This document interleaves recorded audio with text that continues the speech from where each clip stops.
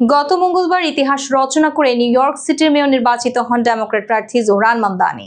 তার ভূমিধস জয়কে ব্যবহার করে নতুন কৌশলে US immigration and customs enforcement new York police department থেকে পুলিশ অফিসারদের নিয়োগের জন্য মেয়র জোহরান মামদানির জয়কে ব্যবহার করছে আইস। প্রকাশিত এক প্রতিবেদনে এমনটা জানিয়েছেন সিএনএন।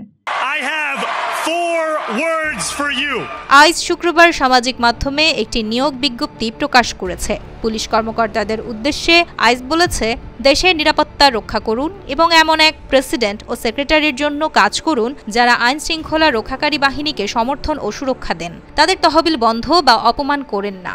আইসের এই বার্তায় জোহরান মামদানির অতীত কর্মকাণ্ডের বিষয়ে উল্লেখ করা হয়েছে। বিশেষ করে পুলিশের সমালোচনা ও এনওয়াইপিডির তহবিল কমানোর পক্ষে তার অবস্থানের বিষয়টিকে পুনরায় সামনে এনেছে আইস। 2020 সালের জুনে মামদানি সামাজিক মাধ্যম এক্সে লেখেন, এনওয়াইপিডি যে বর্ণবাদী, সমকামী বিদ্বেষী এবং জননিরাপত্তার জন্য বড় হুমকি তা জানতে কোনো তদন্তের প্রয়োজন নেই। আমাদের যা দরকার তা হলো ডিফান্ড দ্য এনওয়াইপিডি।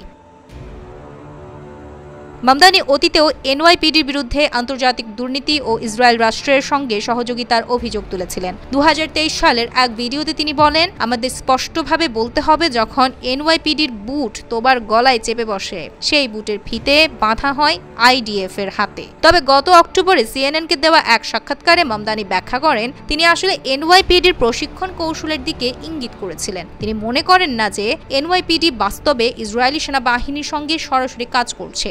নির্বাচনী প্রচারের শেষ কয়েক মাসে মামদানি আইন শৃঙ্খলা রক্ষাকারী বাহিনীর সঙ্গে সম্পর্ক উন্নয়নের চেষ্টা করেন এবং আগের অবস্থান থেকে সরে আসেন। তিনি বর্তমান পুলিশ কমিশনার জেসিকা টিশকে পদে রাখার প্রতিশ্রুতিও দেন। মামদানি আইসের কঠোর সমালোচক হিসেবেও পরিচিত।